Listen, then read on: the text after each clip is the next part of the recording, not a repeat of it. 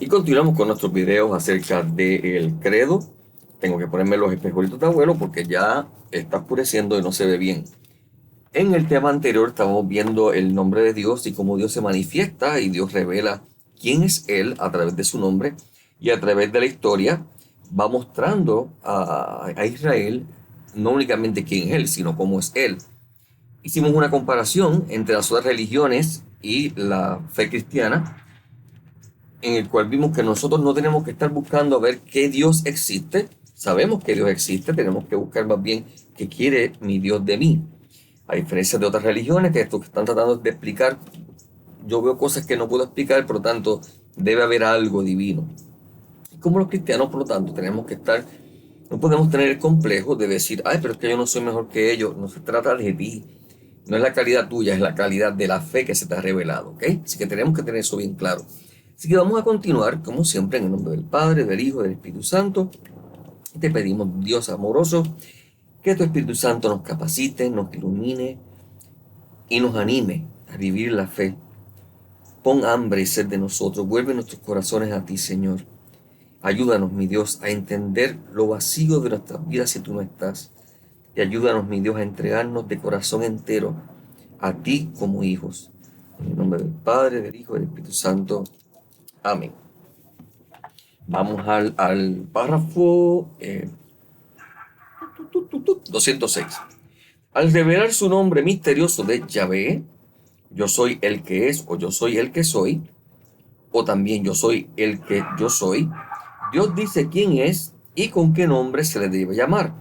Este nombre divino es misterioso como Dios es misterio. Es a la vez un nombre revelado y como la resistencia a tomar un nombre propio, que fue lo que dijimos antes. Esto es lo que yo soy, pero por ahora. Porque cuando venga mi hijo, él les mostrará mi nombre. Mi nombre es Padre, Abba. ¿Ok? El párrafo 208 dice, ante la presencia atrayente y misteriosa de Dios, el hombre descubre su pequeñez. Ante la zarza ardiente, Moisés se quita las sandalias y se cubre el rostro, delante de la santidad divina. Ante la gloria del Dios 3 veces santo, Isaías exclama, ay de mí que estoy perdido, pues soy un hombre de labios impuros. Ante los signos divinos que Jesús realiza, Pedro mismo exclama, aléjate de mí, Señor, que soy un pecador. Nuestro Dios es majestuoso, como quien observa un volcán que explota y uno queda atrayente mirando esa lava cuando va deslizándose con ese color brillante y los destellos que tiene. Es atrayente, es fascinante, pero a la misma vez es temible porque es poderoso.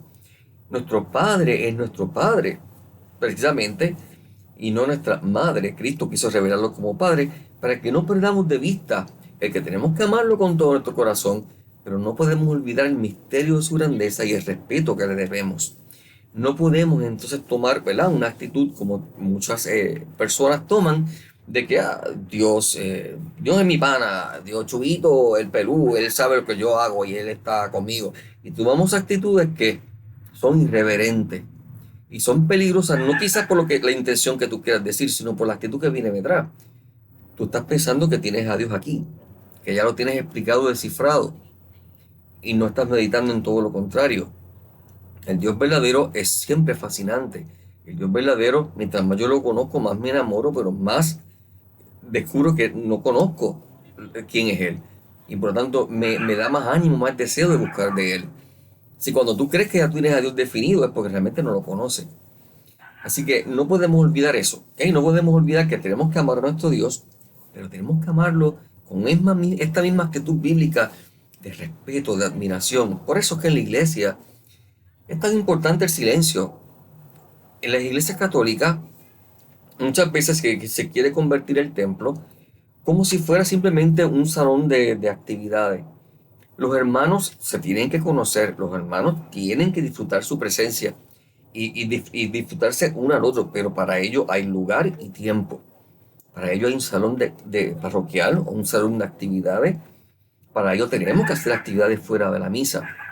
Pero cuando estamos en misa y estamos en el templo, esa es la casa del Padre. Ese es el lugar de respeto, donde yo tengo que guardar silencio o a hablar muy, muy bajito, lo menos posible, para que otros puedan orar y para que yo mismo, en vez de distraerme, vaya a la oración. Por eso nuestras iglesias tienen que estar adornadas con imágenes y con cosas que nos ayuden a meditar en el misterio de Dios y no estar mirándonos unos a los otros para criticarnos que aquella doña viene con el mismo traje, la otra señora no se peinó bien, la otra se pintó el pelo y lo tiene ahora verde por aquí. Este tipo de cosas que lo que hacen es realmente llevarnos a veces hasta pecar. Así que por eso la iglesia debe ser hermosa, porque la iglesia tiene que llevarnos a este sentido de adoración, de respeto. Los ángeles se postran ante Dios. Los ángeles, que son increíblemente más poderosos que nosotros, se tiran ante el Señor, rostro en tierra, y nosotros a veces estamos en la iglesia, creemos que estamos en el patio o estamos, qué sé yo, en el mall, donde podemos hacer lo que, o el parque de pelota, donde podemos hacer lo que nos da la gana, y donde queremos ir a celebrarnos a nosotros mismos. No, para celebrarte a ti mismo, tú tienes todo el resto de la semana. Ese es el tiempo del Señor. Es tiempo de oración, es tiempo de amor. Y el silencio no es símbolo de miedo, es símbolo de admiración, es sacar el tiempo y la actitud para poder realmente dejar que Él me hable a mí. ¿Okay? La gente entiende, porque se vuelve un silencio porque estamos ahí como que asustados. O es tanto respeto que casi que rayan el miedo. No, no es eso para nada. Para nada.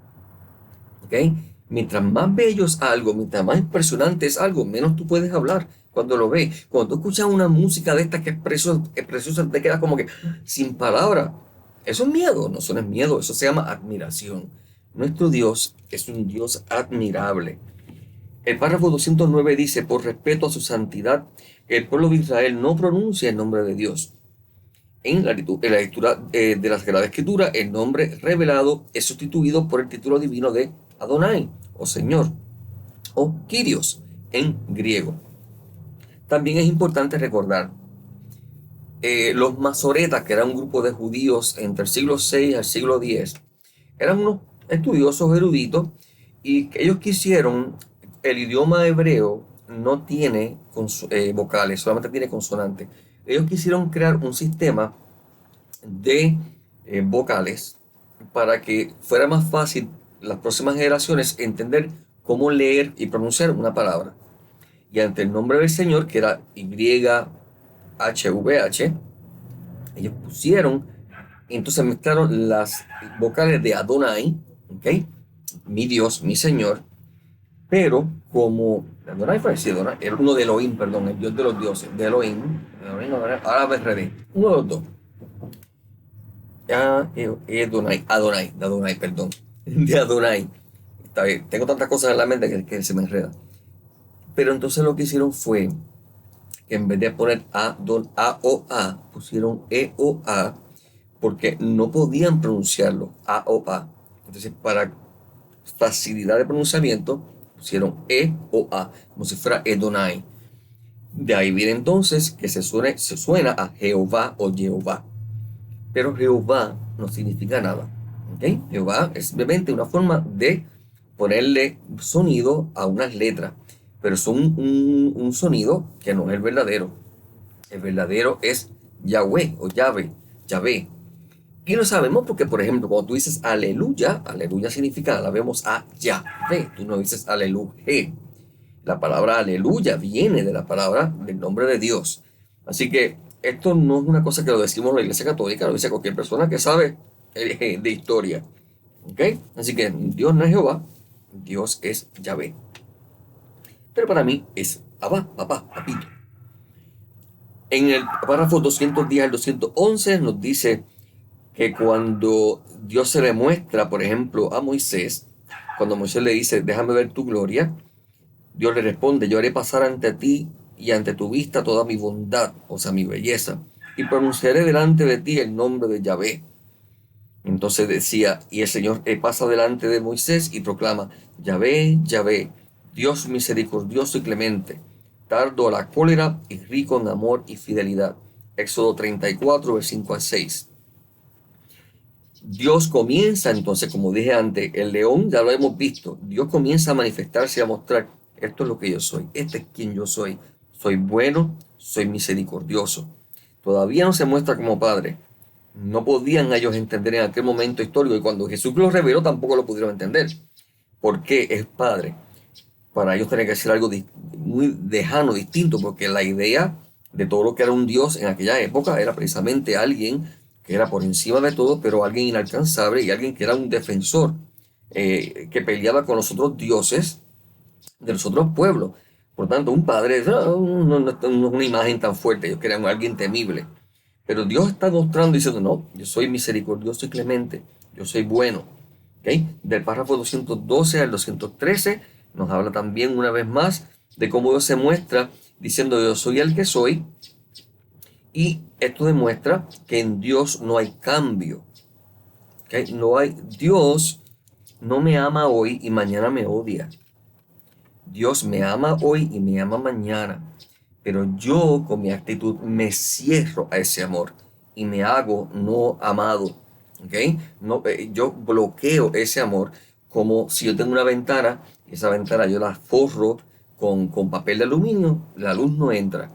No es porque la ventana haya cambiado ni el sol haya cambiado, es porque yo lo he forrado. Así que Dios siempre es amor, pero mientras yo con mi actitud de pecado bloqueo su amor y me separo de él, aunque me ama, no puede salvarme, porque me hizo libre. ¿Ok? Y eso no le quita para nada que me ame. Por lo tanto, si yo vuelvo a él, inmediatamente él, que es amor puro, me recibe. Si mi vuelta a él es verdadera y sincera. Dale con el capítulo, el párrafo 214, no sé por qué me da tanto trabajo decir párrafo, me perdonan, dice, Dios es el que es, se reveló a Israel como el que es rico en amor y fidelidad. Estos dos términos expresan de forma condensada las riquezas del nombre divino. Dios muestra su benevolencia, su bondad, su gracia, su amor, pero también su fiabilidad, su constancia, su fidelidad, su verdad. ¿Ok? Dios es amor, va a decir Juan en la primera carta de Juan, capítulo 1, versículo 5. Y en él no hay tiniebla alguna. Dios no es capaz de mentir. En Dios no cabe la mentira. Dios no es capaz de engañar. Dios no es capaz de olvidarme. Dios no es capaz de ser cruel. Dios no es capaz de ignorarme como si yo fuera una cosa, porque Dios es siempre Padre. Por lo tanto, cuando yo oro, Dios siempre me escucha. Lo que pasa, como hemos dicho en otras ocasiones, es que mi actitud no le permite responder o no le permite conceder lo que le estoy pidiendo. El problema no es que él se ha olvidado de mí, ni él está lejos, ni está distante. Yo he puesto una barrera. ¿Okay? El párrafo 215 dice, Dios es verdad. Dije párrafo. Dios es verdad. El comienzo del pecado y la caída del hombre fue una mentira del diablo, del tentador, que indujo a dudar de la palabra de Dios, de su benevolencia y su fidelidad. Y esa misma mentira la sigue repitiendo y nosotros seguimos cayendo como unos mismos tontos y seguimos dudando del amor de Dios y seguimos buscando otras cosas que no es Dios. Vamos a brincar un poquito al párrafo 222, donde dice consecuencias de la fe del Dios vivo y único. O sea, ya sabemos lo que Dios es y lo hemos escuchado muchas veces. Dios es amor, Dios es Padre. Pero ¿qué significa eso? ¿Qué respuesta tiene que haber en mí? ¿Qué consecuencia hay en mí por el hecho de que Dios es Padre? El párrafo 222 dice, creer en Dios, el único, y amarlo con todo el ser, tiene consecuencias inmensas para toda nuestra vida. 223. Es reconocer la grandeza y la majestad de Dios. Primero que todo, si Dios es tan grande que supera nuestra ciencia, Dios es tan grande que supera nuestra ciencia. Por esto Dios debe ser el primer servido. ¿Okay? Decía Santa Juana de Arco. En otras palabras, reconocer la grandeza de Dios reconoce entonces que Dios merece mi culto, merece mi obediencia, merece una respuesta. No puede ser una idea o un concepto sin consecuencias. Si en tu vida Dios es una idea o un concepto sin consecuencias, entonces tú no crees en Dios. Tienes un ídolo. El párrafo 24 dice, es vivir en acción de gracias. Si Dios es el único, todo lo que somos y todo lo que poseemos viene de Él. ¿Qué tienes que no hayas recibido? Dice Pablo en la primera carta a los Corintios, capítulo 4, versículo 7. El Salmo 116, versículo 12 dice, ¿cómo pagaré al Señor todo el bien que me ha hecho. Por eso nosotros ofrecemos la Eucaristía, la acción de gracias máxima, donde le ofrecemos a Dios Padre la alianza que Él mismo nos reveló a través de su Hijo Jesucristo, en donde ofrecemos al mismo Cristo, que una vez más se ofrece por nosotros, al Cordero de Dios que quita el pecado del mundo, lo ofrecemos una vez más, nos unimos una vez más en acción de gracia, en expresión de amor. No podemos dar una acción de gracia más grande que la Eucaristía. No podemos, porque estamos celebrándola en Cristo, por Cristo, con Cristo. Son los méritos de Cristo los que me acompañan, no los míos. Es la acción de gracia de Cristo, es la persona de Cristo la que se presenta ante el Padre por mí una vez más. Nada puede superar eso. Pero tenemos que tener entonces esa actitud de gratitud y de amor. Pero para que también podamos tener esa actitud de gratitud y amor, tenemos que hacer un ejercicio mental en nuestra vida, de nuestra historia. El diablo le encanta que nosotros estemos pensando en los malos recuerdos. No le des gusto, piensa en las cosas hermosas en tu vida. Piensa en momentos sencillos, pequeños, en los cuales tú disfrutaste y has disfrutado de una gran paz, una gran paz con Dios, o una gran paz en general, en donde tú has orado y has visto cómo Dios ha contestado muchas veces antes de que tú ores.